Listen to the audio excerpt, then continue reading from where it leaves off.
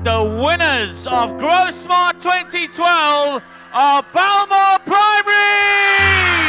For the 2012 Grow Smart competition, the winner was Belmor Primary. They won out of 168 schools.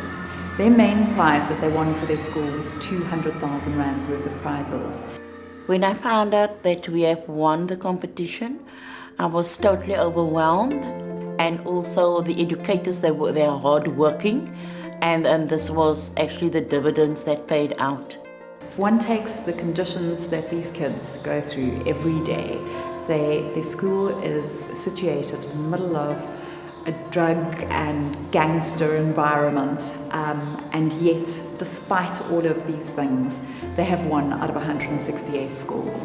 And it would be such a privilege to be able to go back and change just some, even if it's a small part, but to make a difference in their schooling environment where their lives are changed.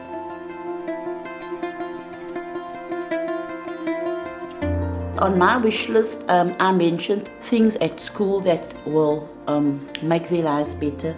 For example, the toilet facilities at the school, also within the classrooms, how can we make a difference? Number one, I feel that when it comes to personal hygiene for our learners, the bathrooms are of utmost importance, and in the recent years, because of the vandalization, the break-ins, we have been fixing, and every time our bathrooms have been damaged. And I feel a child needs to be, when they come to school, they need to be in a clean environment. It needs to be safe for them as well. Our babies need to be protected when they're here by us. Then obviously our classroom is our learning area, so obviously that needs to be tip-top. A lot of our learners come out of homes that are damaged. Some of them live in shacks. You see, so when they come here, when they come into the classroom, it must be clean, safe. They must feel happy in that environment. When we came to Belmor Primary at first, their wish list was for us to refurbish the toilets. So we had a look at how the toilets looked, and they looked pretty bad. They needed a complete refurbishment. We couldn't just come in and upgrade them. They needed to be stripped out and redone altogether. The only original fixture that we kept was the stainless steel urinal trough. The rest are all new fixtures. We had to repaint and fit new toilet pans, new cisterns, and do some new plumbing, fit new bowls, basins, taps. Everything had to be redone from start. We had to provide doors because a lot of the cubicles had no doors, or the ones that they did have were falling to bits. There was no electrical supply to any of the toilets, either the boys' toilets or the girls' toilets on the other side. So we had to pull a new cable through and feed both toilets with a new electrical supply so we could give them lights. One of the other things we did was to replace the broken roof sheeting. There was a lot of broken asbestos roof sheeting lying about, and there was missing roof sheets on the toilets. So we replaced those where we could. A lot of their fixtures inside the toilets was getting stolen from theft, damaged, vandalized through theft. When we first arrived at the school, we asked them to show us a couple of the classrooms, and this was the one classroom that they showed us.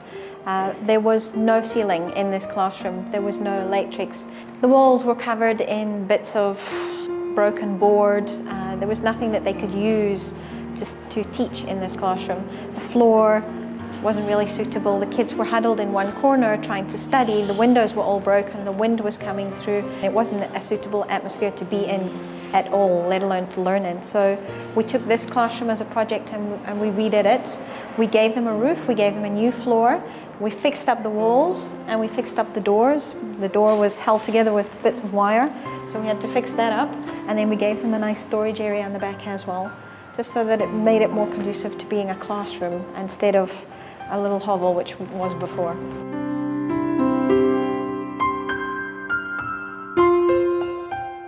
Grow Smart is not just about a literacy competition, but it's about how do we come and come into a school environment and also try and bring forth change into the environment, into the physical environment. And you would have seen this with the renovations and the fix-up that we did at Belmor Primary. But I think more importantly for us, the lessons learned is how do we allow schools to also take ownership of the environment and to create a space and a place that encourages learning.